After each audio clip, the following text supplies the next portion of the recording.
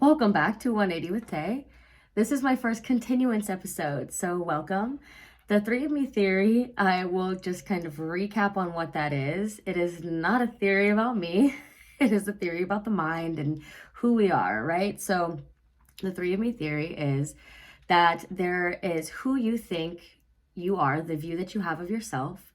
There is the view that others have of you because of what you portray to them.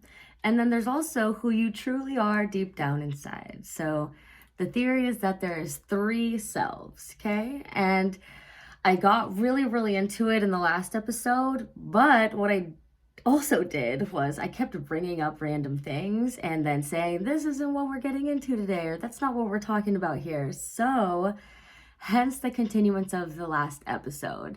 And I mean, it's okay to get distracted because there's a lot to discuss when it comes to drinking habits and self-development. So getting off track is kind of a given. So that is what it is. Like I even got as far in the last episode to wondering if when we're tipsy, if maybe we are being a little bit of our authentic selves. You know, we're all a little more willing to be outgoing, loud, funny. I don't know. I really don't want to, get too into that, but because obviously you can take it too far, and that's exactly why we're here. You just kind of need to know exactly when to stop, and that would be by limiting yourself. But all things are easier said than done, and this is a lot of practicing what I preach. So I'm trying. Anyways, as we know, 180 with Tay is focused on the betterment of looking for ways to not cope negatively with alcohol. Okay, so I launched in January, but I've been really getting after it since October, and I've come a long way since my old habits, and I've shared lots of different tips that have helped me on my journey, things that could help anybody. Really, they're just simple little tips and tricks, right?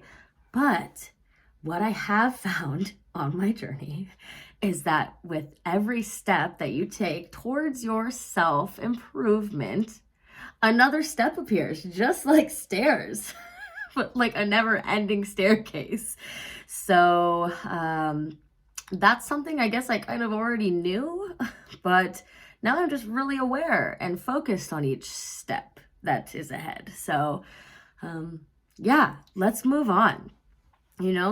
And when it comes to these podcasts, like I normally all the podcasts that I listen to, everyone's at their full potential, at their peak, explaining everything as amazing as it is. And, as amazing as that is, I feel the desire to voice it as I go and share it as I go. So that is exactly what I'm doing. And hopefully eventually it finds its people. And I just know I'm not the only one on this journey. So can't stop, won't stop.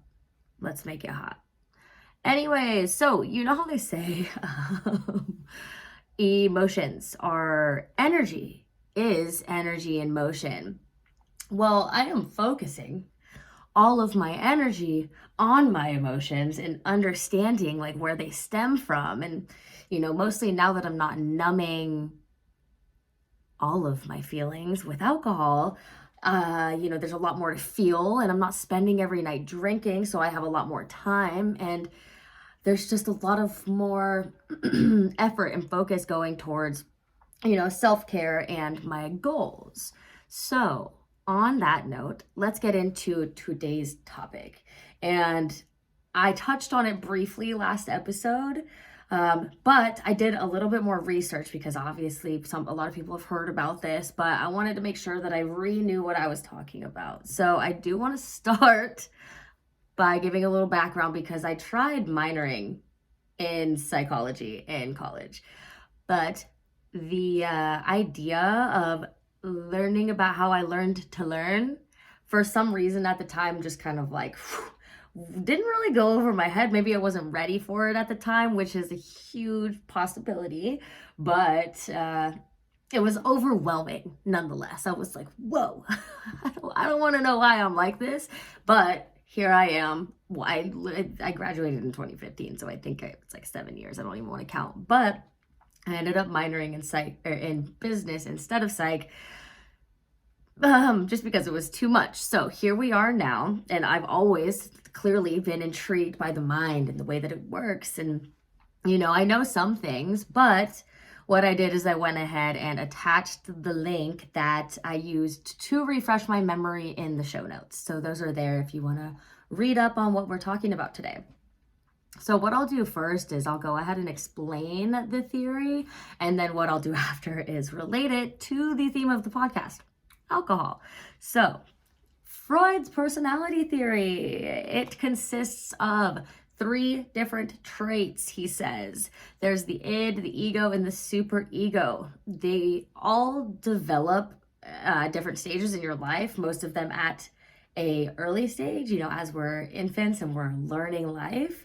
But the id, that never changes once it's developed. So that is always going to be part of the unconscious. So let's and if you think about it, let's think about it like this. So there's the ego, that's us.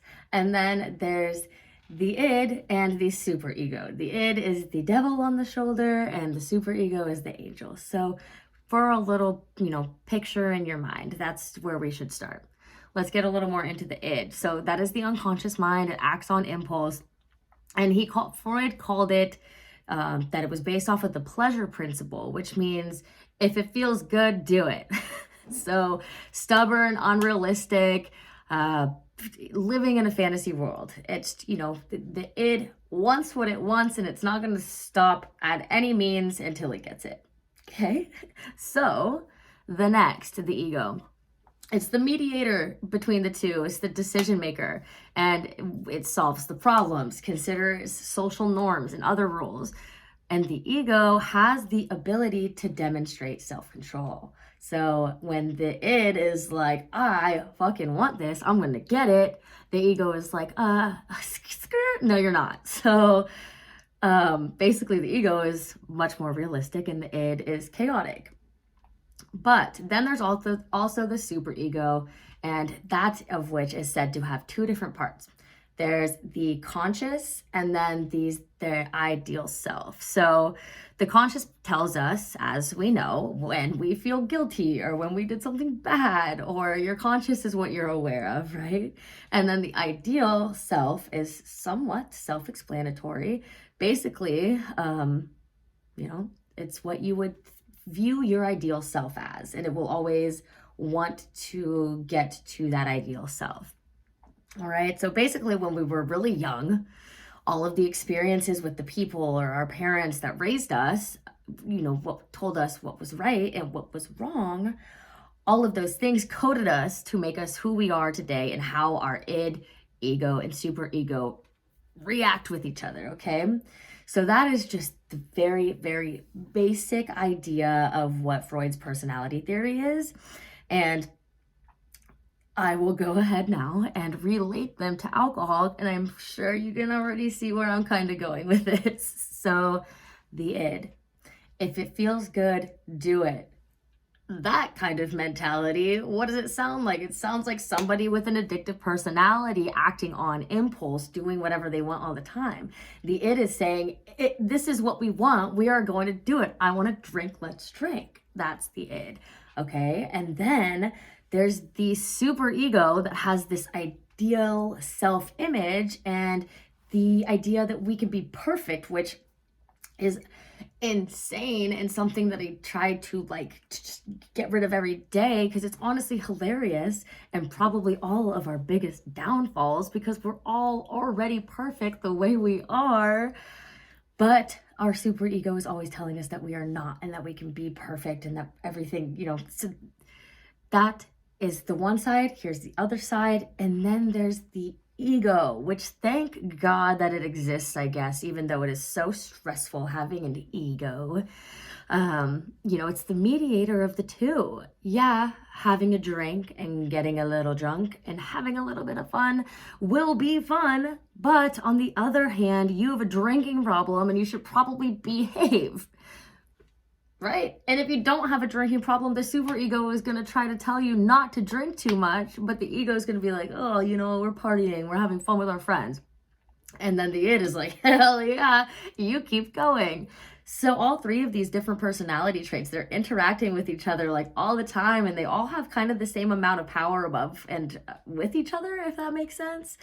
So I just find that so interesting because our egos play so much into our daily lives. They play into our decisions, they play into our social media posts, they play into our conversations, and just everything. Like, my ego is so annoying and I wish I could just turn it off, to be honest, but that would just be too easy. And I guess that's why people that are annoyed with the way that their mind works drink. But that's why we're here, to figure out what the hell is going on inside of the brain. Okay, so these three personality types are what make us us. And Freud's personality theory is the way that we think, and my three of me theory is the way that we think of ourselves. So they are different, and my mind is tangled around all of these things in a good way, because I'm just kind of putting everything together, and I just want to understand, what's going on inside of my head, what's going on that's making everything work this way, and why. So I'm speaking all the knowledge out loud and all the thought processes out loud with you. So I hope you're enjoying it. So, when we're learning, how to love ourselves fully, we have to know what we want, and also, if it's even really the best thing for us. Like, when you think of things that you want to do to better yourself, do them. Or if you think your, appearance isn't ideal, change it. If you think your drinking habits are getting out of hand, figure out a way to control them. Like, there is always a way to handle our problems, and there's always a great time to start. Right now? So we get to decide, who we want to be, who we want to wake up as every day, who we want to strive to feel like on a regular basis. And sometimes it's not as easy as others, and sometimes our ego plays in ways that we can't even understand, because our personality has so many unconscious thoughts that we can't always know why we're thinking what we're thinking, but we can always try to stop ourselves from the negative thoughts and change it to something positive. So basically, once we wake up from the constant partying, it's just easier to build a life that we're more proud of. And obviously, we want to have as much fun as we possibly can while we're at it, learning to love ourselves from all the different angles. So I guess we just have to figure it out from the inside out. So until next time.